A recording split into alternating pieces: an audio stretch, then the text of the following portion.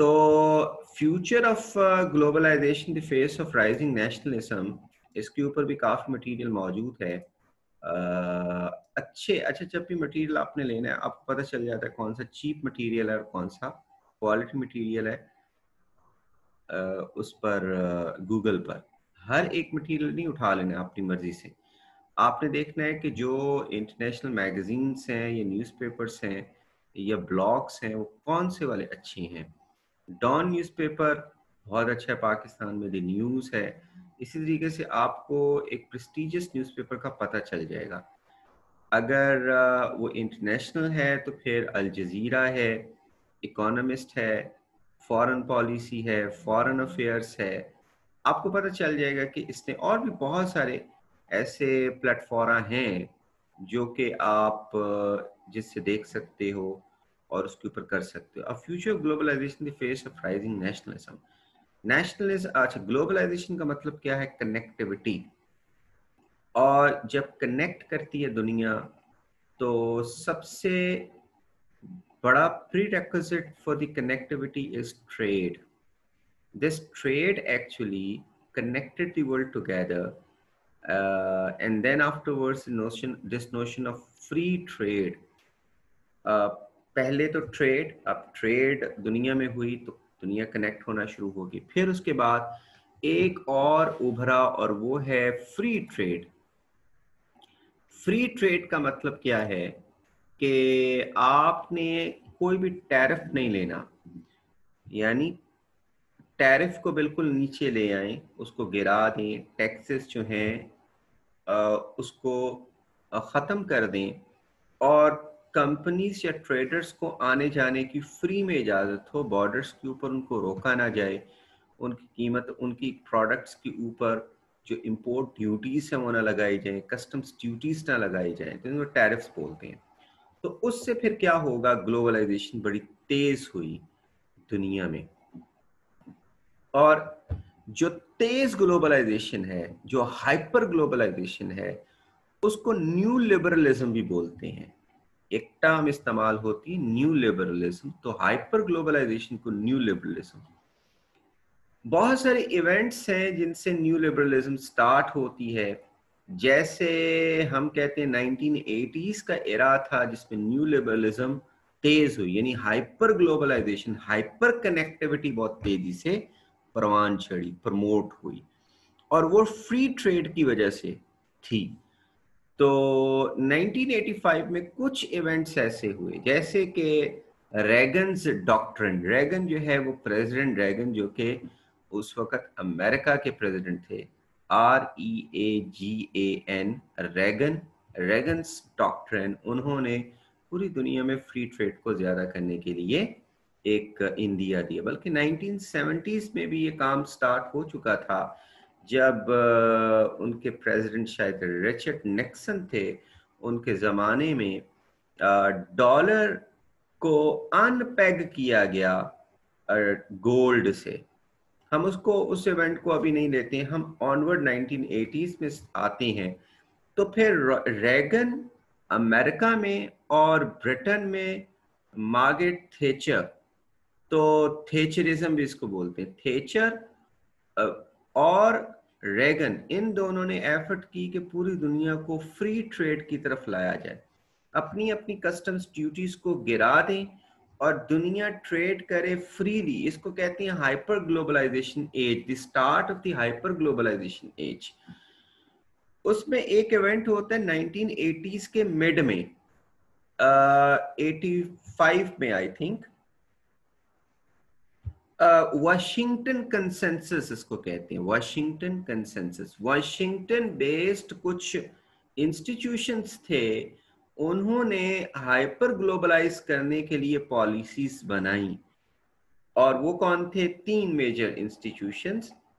World bank, वो Washington में आपस में मिले, वर्ल्ड बैंक, IMF, और तीसरे नंबर पर जो अमेरिका की जो फाइनेंस मिनिस्ट्री, जिस तरीके से हम उसको कहते हैं इसी तरीके से उनके भी फाइनेंशियल जो डिपार्टमेंट्स हैं वो बैठे और उन्होंने डिवाइस की पॉलिसी को कि पूरी दुनिया को किस तरह से हम लिबरलाइज करेंगे। यानी ट्रेड को हम लिबरलाइज करेंगे। तो वो उसको कहते हैं वाशिंगटन कंसेंसस। इन तीनों के दरमियान में कंसेंसस हुआ। अब कंसेंसस में ये बात भी थी कि आईएमएफ से कोई भी दुनिया का मुल्क कर्जा मांगेगा, अगर दुनिया की कोई भी मुल्क जो है उसकी इकोनॉमी डूब रही होगी। अब इकोनॉमी को कैसे डूबती है? जब उसके पास पैसे नहीं होते हैं, पैसे कम होते हैं, डॉलर्स कम होते हैं, तो उसकी अपनी जो करेंसी है वो डीवैल्यू होनी शुरू हो जाती है। तो फिर आईएमएफ उस मुल्क को देगी डॉलर्स, और डॉलर्स जब देगी तो उसके पास ये जो फिस्कल डिफिसिट है वो कम, उसको उसको उसके गैप को पूरा करने के लिए मदद देगी। फिस्कल डिफिसिट का मतलब खसारा, उसके पास पैसे कम में एक्सपेंडिचर ज्यादा है, तो फिस्कल डिफिसिट इसी के से आता है, यानी बजट डिफिसिट। तो फिर आईएमएफ उसको पैसे देगी और उसकी जो करेंसी है जो फ्री फॉल नीचे गिर रही है उसको बैलेंस करेगी। लेकिन पैसे देने के बदले में आईएमएफ ऐसे रिफॉर्म्स लेके आएगी जिन रिफॉर्म्स उस मुल्क की इकोनॉमी में ऐसी तब्दीलियां लेके आएगी कि उस मुल्क की इकोनॉमी को लिबरलाइज किया जाएगा। दुनिया के जो फाइनेंशियल सिस्टम है या दुनिया की जो फ्री ट्रेड है उसके साथ लिंक किया जाएगा।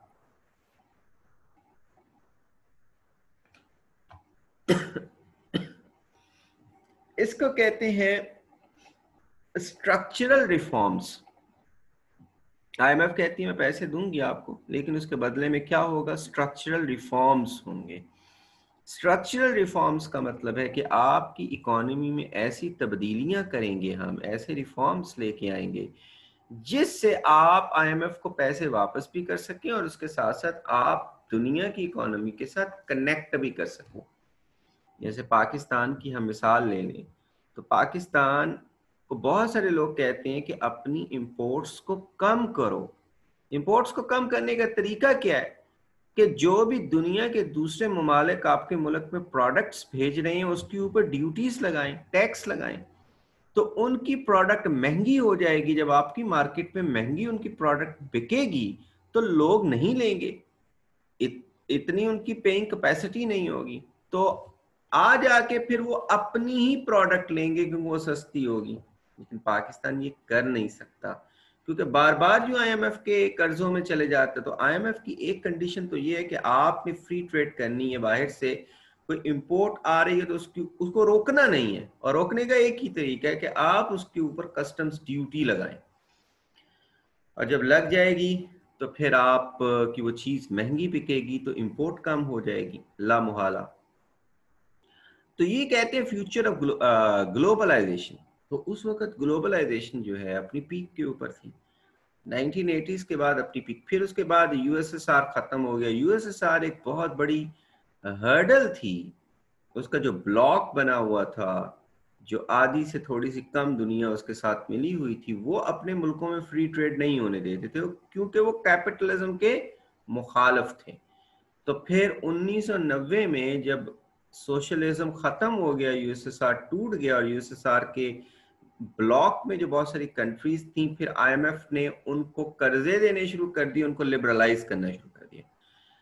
और फिर दुनिया में बड़ी फिर 1994 में WTO world trade organization start हुई, जिसका मकसद ही ये था कि लिबरलाइज किया जाए। तो इसको कहते हैं ग्लोबलाइजेशन। अच्छा, ग्लोबलाइजेशन जो ट्रेड के साथ होती है, ट्रेडर्स आते जाते हैं तो उसके साथ फिर एक कल्चर बनता है, यानी लोग एक दूसरे को अंडरस्टैंड करते हैं, फिर कल्चरल हार्मनी आती है।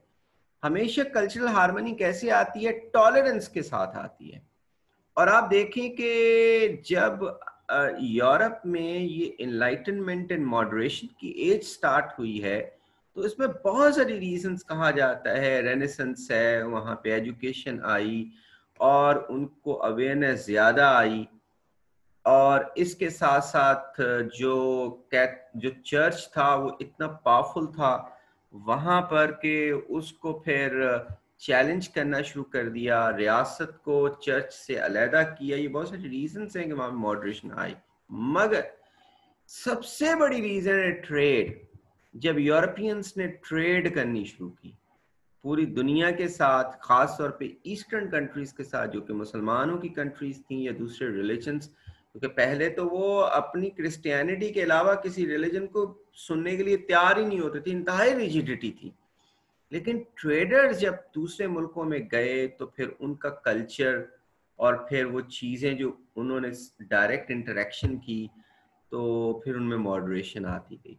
और फिर जो गरीब लोग थे वो भी जब ट्रेडर्स के साथ मिलकर ट्रेड करते थे छोटी मोटी, तो वो जंप लगा के तो मिडिल क्लास में आना शुरू हो गए।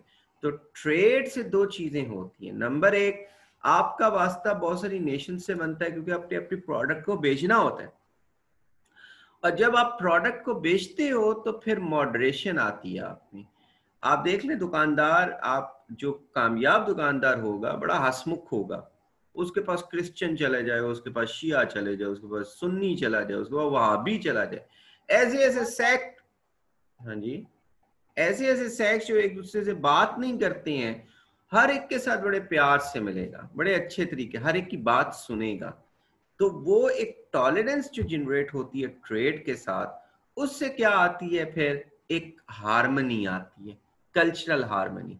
तो यूरोप में जो टॉलरेंस की जो एज है, जिसको एज ऑफ एनलाइटनमेंट बोलते हैं, उसके बाद फिर एज ऑफ रीजन, कि आप रीजन को सुनो ना कि आप रिजिड रहो। तो हम ये दुनिया में ट्रेड लेके आती है, ट्रेड के जरिए से कल्चरल हार्मनी, फिर एक कल्चर डेवलप होता है, फिर दुनिया जब कनेक्ट होती है तो उसके डिफरेंट इश्यूज बनते हैं, फिर यूएनओ बनती है उनके इन इश्यूज को रिजॉल्व करने के लिए, जिसको कहा जाता है एक गवर्नमेंट पूरी दुनिया की। होती है डिफरेंट गवर्नमेंट्स हैं दुनिया की, तो एक गवर्नमेंट। ज्यादातर लड़ाइयां किस चीज के ऊपर होती है? सॉवरेनिटी के ऊपर। मेरी आजादी, मेरी आजादी, मेरी आजादी सलब हो रही है इस तरीके से।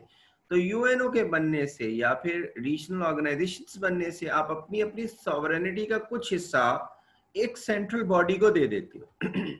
जैसे यूएनओ का चार्टर है, सबने एक्सेप्ट किया हुआ है, इसका मतलब है यूएनओ के चार्टर को आपको इंप्लीमेंट करना पड़ेगा अपने मुल्क के कॉन्स्टिट्यूशन के जरिए से, जैसे कि ह्यूमन राइट्स हैं, बेसिक ह्यूमन राइट्स हैं। तो इसका मतलब आपकी अपनी आजादी, सेल्फ सॉवरेनिटी, आपको यूएनओ की बात माननी पड़ेगी किसी ना किसी हद तक, सारी तो कम से कम नहीं। तो इससे लड़ाइयाँ फिर ख़त्म होती हैं। तो ट्रेड के साथ टॉलरेंस आती है, कल्चरल हार्मनी आती है, लोगों के आइडियाज़ जो हैं वो कनेक्ट होते हैं। तो इसको कहते हैं ग्लोबलाइजेशन, एक विलेज बन जाना, ट्रेड के साथ लिंक करके फिर एक विलेज बन जाना और आपस में प्यार मोहब्बत के साथ रहना। मगर जब ट्रेड कम होती है तो फिर क्या होता है? फिर नेशनलिज्म राइज करती है। जब ट्रेड कम हो, जैसे कि दुनिया में इस वक्त सबसे पहला जो झटका लगा था ट्रेड के कम होने का, वो था 2007-2008 का ग्लोबल रिसेशन। तो जो ग्लोबल रिसेशन आया, उसके बाद दुनिया की इकोनॉमीज बैठना शुरू हो गई। दुनिया को पता चला कि जो फ्री ट्रेड है उसकी लिमिट्स भी हैं, और उसकी लिमिट्स ये है कि अगर बड़ा मुल्क जो कनेक्ट किए हुए सारी दुनिया को, वो नीचे गिरता है तो अपने साथ बाकी सबको भी लिया होता है, क्योंकि उसने हर दुनिया के मुल्क के ऊपर हाथ लगाया होता है। तो इसी तरीके से दुनिया का बैंकिंग सिस्टम इस तरीके से कनेक्टेड थे एक दूसरे के साथ। एक के पास पैसा आ रहा है तो फ्लो सब में हो रहा है, ठीक है। तो flow of, free flow of capital होता है, फ्री फ्लो ऑफ लेबर होती है, फ्री फ्लो ऑफ प्रोडक्ट्स होते। एक मुल्क को मुसीबत आती है तो बाकी सारे बैंकिंग सिस्टम धड़ाल से नीचे। जैसे अमेरिका को मुसीबत आई, बाकी सारी इकोनॉमी साथ में डूबना शुरू हो गई जो बड़े बड़े मुल्कों की है। इसी तरीके से एक मुल्क के अंदर अगर छोटा सा मुल्क भी हो, उस पर मुसीबत आती है तो आसपास के मुल्क इम्पैक्ट, उसके ऊपर इम्पैक्ट होता है जिस जिसके साथ वो ट्रेड कर रहा है। तो देखा गया कि यार ये तो सारा ठीक नहीं है, ग्लोबलाइजेशन जो ट्रेड है उसकी तो अपनी एक लिमिट्स हैं। और फिर उसके बाद रूमर्स, जिसको स्पेकुलेशंस बोलते हैं, स्पेकुलेशन से इस तरीके से मार्केट आपकी टूट जाती है और सारी की सारी दुनिया जो है, क्योंकि ट्रेडर जो सबसे बड़ी चीज से डरता है ना, वो है अपने पैसे को लूज करने के रिस्क से डरता है। आप देख लें कि बाजार में पता चल जाए ना, कोई जुलूस निकलना है या कोई तोड़ फोड़ होनी है या तो वो बेचारे दुकानों को एक वो 2 दिन बंद करके बैठे होते हैं, क्योंकि उनको पता है एक एक कंकर आया, एक शीशा उनका टूट गया तो पूरे महीने की कमाई एक साइड पे हो जाएगी। इसी तरीके से रूमर्स जब फैलते हैं मार्केट में, और रूमर्स को खत्म करने के लिए कौन आगे आता है? आपकी स्टेट। आपकी स्टेट गारंटियां देती है कि भाई अगर ऐसा नहीं होगा, क्योंकि वो रेगुलेट कर रही होती है, उसका कंट्रोल होता है इकोनॉमी के ऊपर। जब लिबरल इकोनॉमी में स्टेट का कंट्रोल बिल्कुल नहीं होता, खुद ही कंपनीज आपस में कर रही होती, कुछ ही ट्रेडर जो मर्जी करें आपस में, तो उस तरीके से फिर रूमर्स फैलती हैं, तो ट्रेडर्स अपने आप ही एक्शन लेना शुरू कर देते हैं। अपना पैसा बचाने के लिए वो अपने पास होल्ड करना शुरू कर देते हैं, उनको उनको बाहर नहीं निकालते हैं कि ये डूब जाएगा। और फिर जब पैसा सर्कुलेशन में नहीं आता तो फिर इकोनॉमी डूबना शुरू हो जाती है। अच्छा, ये बात समझ लग गई, क्योंकि ग्लोबलाइजेशन की कुछ लिमिट्स हैं। ये 2007-2008 के बाद पता चला कि क्या लिमिट्स है। दूसरी लिमिट पता चली पेंडेमिक के फैलने के बाद। अच्छा, ग्लोबलाइजेशन जब 2007-8 का रिसेशन आया तो उसके बाद फिर नेशनलिज्म ने राइज करना शुरू कर दिया। दुनिया के ममालिक ट्रेड जब आहिस्ता आहिस्ता कम हुई और दुनिया के ममालिक की इकोनॉमीज ने डूबना शुरू किया, तो फिर उन्होंने क्या किया? उन्होंने कहा कि हम ट्रेड जो है वो नहीं होने देंगे, क्योंकि हमारी इंडस्ट्री को नुकसान पहुंचता है ट्रेड से। जैसे अमेरिका है, अमेरिका ने कहा अमेरिका फर्स्ट, जैसे ट्रम्प ने ये नारा लगाया कि अमेरिका फर्स्ट पे, हम अपनी इंडस्ट्री को बचाने के लिए दुनिया की दूसरे मुल्कों की ट्रेड को अपने मुल्क में नहीं आने देंगे, इंपोर्ट्स नहीं आने देंगे। इसका मतलब है टैरिफ्स को बढ़ाया जाएगा, टैक्सेस को बढ़ाया जाएगा और अपनी इंडस्ट्री को बचाया जाएगा। इसको कहते हैं प्रोटेक्शनिज्म, प्रोटेक्ट किया जाएगा ताकि हमारी जॉब्स खत्म ना, क्योंकि इंडस्ट्री बंद होगी तो जॉब खत्म होगी। और इसी तरह से मैक्सिको के साथ वॉल भी खड़ी की जाएगी, क्योंकि मैक्सिको में बहुत सारी इंडस्ट्रीज लगी हुई हैं जो कि अमेरिकन मल्टीनेशनल कंपनीज ने ही लगाई हैं, मगर उसकी बहुत सारी प्रोडक्ट्स अमेरिका में बिकती है। अमेरिका में बिकती है तो फिर अमेरिका की जो अपनी इंडस्ट्री है उसको नुकसान पहुंचता है। तो इस तरीके से अमेरिका ने नारा लगाया अमेरिका फर्स्ट।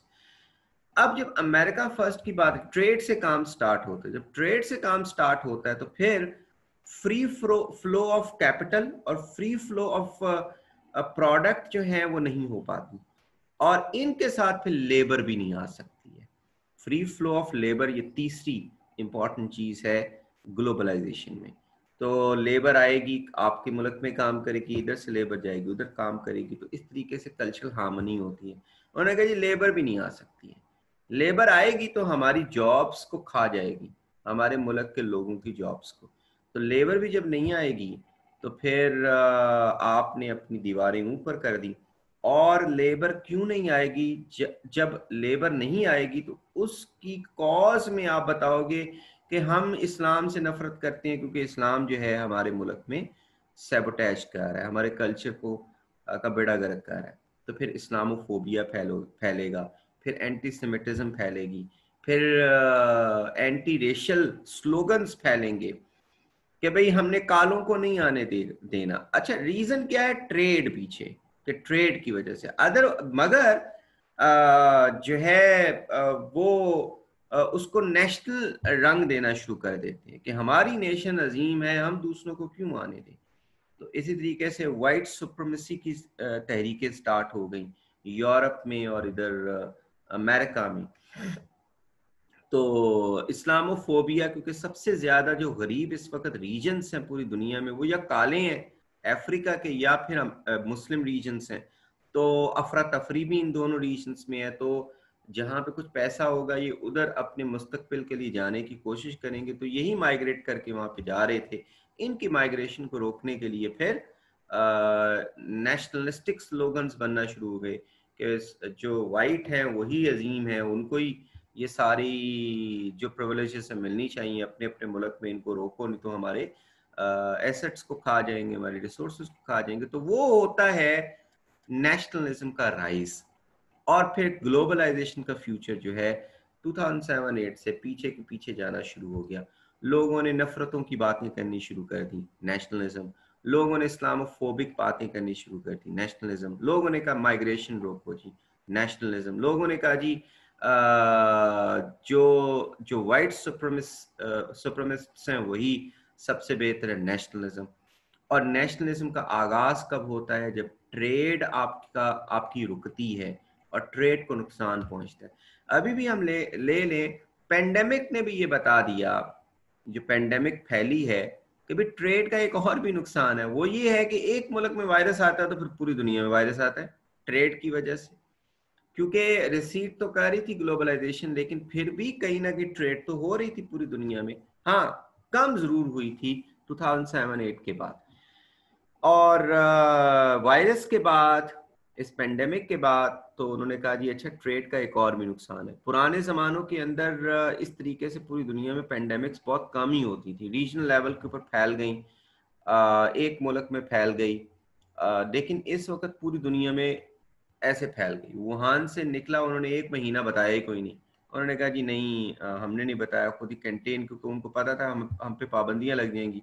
एक महीना बताया नहीं, और वुहान और चाइना के साथ पूरी दुनिया कनेक्टेड थी, ट्रेड होती रही होती रही होती रही। एक महीने के बाद जब मामला खुला कि भी चाइना में तो वायरस है, उस वक्त दुनिया ने बंद तो कर दिए बॉर्डर्स, लेकिन वो एक महीना पहले जो ट्रेड चल रही थी, लोगों का आना जाना था, वो कैरी करके अपने अपने मुल्कों में ले जा चुके थे। और उसके बाद चाइना की खबरें आनी बंद हुई तो ईरान स्टार्ट हो गया, ईरान से आई तो पाकिस्तान इंडिया स्टार्ट हो गया, अमेरिका स्टार्ट हो गया, यूरोपियन कंट्रीज, तो हाला लाला मच गई पूरी दुनिया में। तो एक जो ग्लोबल ट्रेड है या जो इंटरकनेक्टेडनेस है, इसका एक नुकसान तो ये सामने आ गया। फिर और ज्यादा, अब इस पेंडेमिक की वजह से तो एक मौका मिल गया, हर मुल्क ने अपनी दीवारें ऊपर कर दी कि कोई भी नहीं आया जाएगा, तो उससे फिर ग्लोबलाइजेशन और पीछे चलेगी, नेशनलिज्म और राइज करना शुरू कर दिया। और अब तो अमेरिका चाइना ट्रेड जो वॉर है, अमेरिका ने चाइना की प्रोडक्ट्स के खिलाफ अपनी दीवारें ऊपर कर दी कि चाइना अपनी प्रोडक्ट हमारे मुल्क में नहीं लाएगा, और चाइना ने अमेरिका के खिलाफ कर दिया। दो बड़े मुल्क हैं जो दुनिया की दो बड़ी इकोनॉमीज हैं, तो जब ये ट्रेड नहीं करेंगे, यही तो सारी दुनिया को कनेक्ट किए हुए, तो ये नहीं करेंगे तो फिर नेशनलिज्म की वेव और बढ़ेगी। अब हम देखते हैं कि क्या ग्लोबलाइजेशन नेशनलिज्म या फिर उसके साथ सरवाइव कर सकती है? कर तो सकती है, अगर नेशनलिज्म, अगर तो राइजिंग नेशनलिज्म हो। राइजिंग नेशनलिज्म का होता है एक्सट्रीम नेशनलिज्म। एक्सट्रीम नेशनलिज्म से नफरतें बढ़ती हैं और फैसिज्म आती है। जैसे हिटलर की फैसिज्म वो नेशनलिज्म से स्टार्ट हुई थी। उन्होंने कहा था नाजी सबसे सुपर रेस है, और नाजीज कौन से? आर्यंस, जो white, pure white, without any mixture, कोई मिक्स नहीं है उसमें। आर्यंस जो हैं प्योर वाइट थे। तो उन्होंने कहा जी सिर्फ ये जो जर्मन्स हैं इन्हीं को हक है, बाकी सबको कोई हक नहीं है जर्मनी में रहने का। इससे क्या हुआ? फिर फैसिज्म आई, और फैसिज्म से फिर वर्ल्ड वॉर 2 भी हो गई, क्योंकि नेशनलिज्म अपनी पीक के ऊपर पहुंची। तो हम यहाँ देखते हैं कि जब राइजिंग नेशनलिज्म यानी फैसिज्म की तरफ जब बंदा चला जाता है, इंतहाई शदीद नफरत दूसरों से, और ये शदीद नफरत दूसरों से कब पैदा होती है? जब आपके जहन में ये खन्नास पैदा हो जाए कि हम ही सिर्फ सुपीरियर हैं, और हमारे आगे कोई भी बंदा इवन हक की भी बात कर रहा हो तो उसकी नहीं बात सुननी, क्योंकि हम जो कह रहे हैं वो बिल्कुल ठीक है।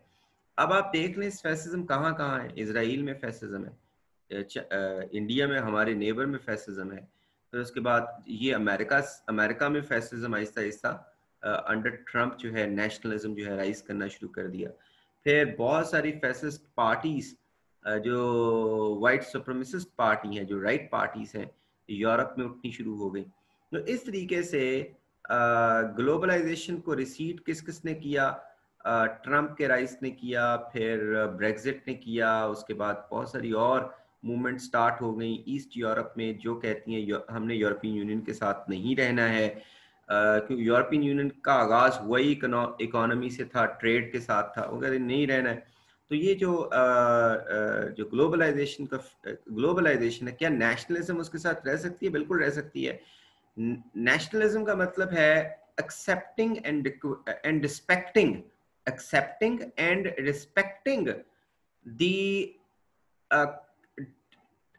Variant cultures of different Nations, उसको नेशनलिज्म, अगर मॉडरेट किस्म की नेशनलिज्म हो, हर एक को अपनी नेशन से प्यार होता है, वो पेट्रियटिज्म होती है उसकी, लेकिन अगर उसको और अगर आप एक्सेप्ट करें बाकियों को भी कि भाई अगर आप बाकियों को एक्सेप्ट करते हो तो इसका मतलब है सारी नेशंस मिलकर तो ग्लोबलाइज्ड वर्ल्ड बना सकती हैं। जिस तरीके से कल मैंने बताया था कि डिफरेंट कलर्स, हर नेशन अपना एक कलर लेके आती है, अपनी एक खूबसूरती लेके आती है, और वो कलर्स मिलके तो एक रेनबो बनते हैं, और रेनबो हमेशा खूबसूरत लगती है। तो इसका मतलब है diversity of cultures, respecting all the cultures, bringing tolerance, this is called and equality as well, this is called global culture and global religion।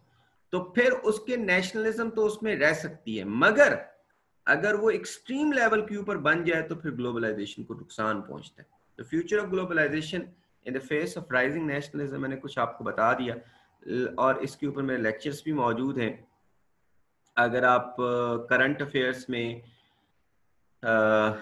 Globalisation के ऊपर, इकोनॉमी के ऊपर मैंने काफ़ी लेक्चर्स दिए हैं, तो आप उसको देख सकते हो। आगे हम देखते हैं, ये तो हमने कर लिया फ्यूचर ऑफ ग्लोबलाइजेशन जो है, अभी हमने किया। अच्छा जी, अब आगे आते हैं social media revolution from changing our identities to ushering in a new history. अच्छा, अभी मैं अपनी मीटिंग ख़त्म कर रहा हूँ क्योंकि अभी ख़त्म हो जानी है, तो उसके बाद होगी रिकॉर्डिंग कन्वर्ट, तो 5 से 10 मिनट्स के बाद फिर आपने ज्वाइन करना है मीटिंग को, क्योंकि अभी 1-2 मिनट पे इसने खुद ही ख़त्म हो जाना है। इससे पहले कि ये खुद से ख़त्म कर दें, हम ही ख़त्म कर देते हैं, ठीक है। इसका मतलब ये नहीं कि आपने वापस नहीं, 5 मिनट्स के बाद फिर आपने वापस आना है।